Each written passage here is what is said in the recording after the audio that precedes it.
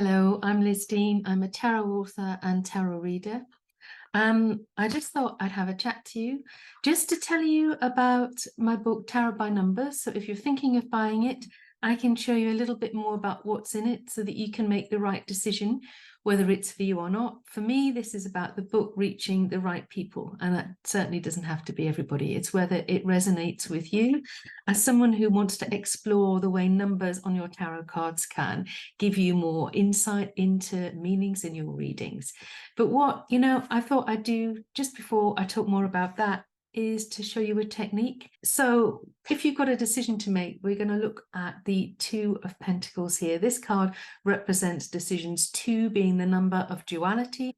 Don't pull it out the deck though, because what we're going to do is find it in the deck and then count 6 and 7 cards before it and 6 and 7 after. I'll show you.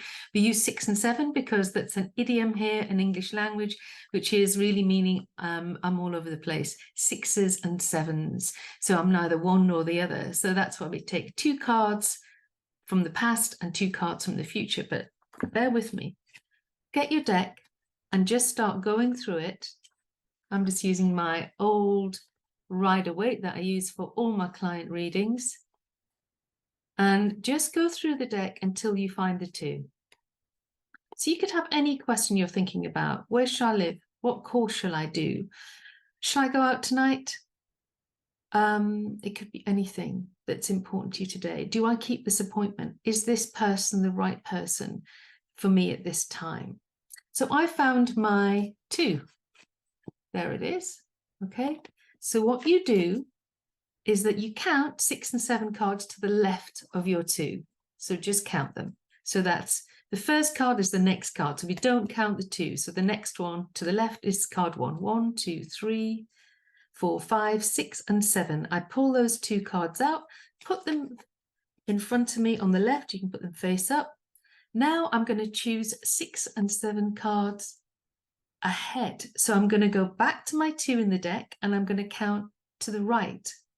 So let's just do it. 1, 2, 3, 4, 5, 6, and 7. I'm going to pull those 2 cards out, put it to the right. Finally, take out my 2 of pence and put it in the center so that you'll have 5 cards in front of you. The 2 of Pentacles in the center, 2 cards to the left, and 2 cards to your right. So let's have a look and see what's going on here. So the 2 cards to the left, for me, I have the 8 of Pentacles and the 4 of Pentacles. And these 2 cards are the reason for the present situation, the reason for the question. Yeah. So if I was asking about work, and I didn't know whether to, for example, take on a new project, I'd look at the past and think, well, I've always done it before. The 8 of Pentacles is dedication and hard work. The 4, it gives you financial security. And that's why we say yes to things, isn't it? But when I look to the future, I have the Magician and the Hanged Man. And that's saying to me, this isn't the right time for action. So there will be a time, but don't rush into this one. So the answer to the question, shall I take on this project, would be not yet. Don't move too fast. Take longer to research it, to think about it, to let it gestate, because the Hanged Man here is creative incubation. The way the Empress, which is the 3, the sum of the 1 and 2 of the 12 of the Hanged Man is physical incubation in terms of pregnancy. The Hanged Man is spiritual incubation. So I see this as also an incubation of ideas, along with the Magician. The wand may be his pen, and he'll know exactly when to use the resources he has, but we have to generate those resources through the Hanged Man. So that's just one example of how you can just use card counting, which is a very old technique that predated the tarot spread, to do a very quick on-the-spot reading.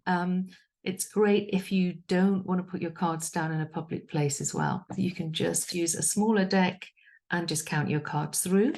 This little exercise comes from my latest book, which is Tarot by Numbers. Got a nice holographic kind of foil on here, which is my favorite bit. This is page 119, and 6s and 7s, card counting for past insights. You can see exactly how to lay the spread. And the other thing that you can do is look at the bottom card in the deck, what I call the base card, which gives you advice going forward. So you can pull this extra card. This little book is just full of spreads.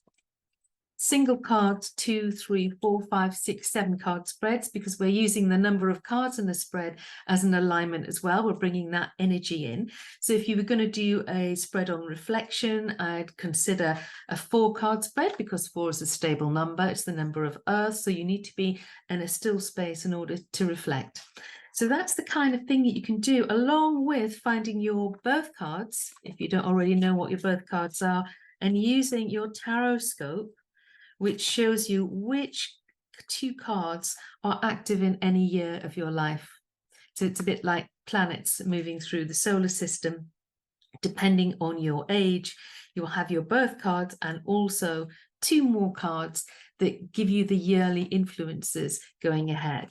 So we have that and lots and lots and lots of spreads, tips, and techniques that may be right up your street. You can get this on Amazon, good bookshops. Yeah, but you'll find it if you need it. Till next time. Bye-bye.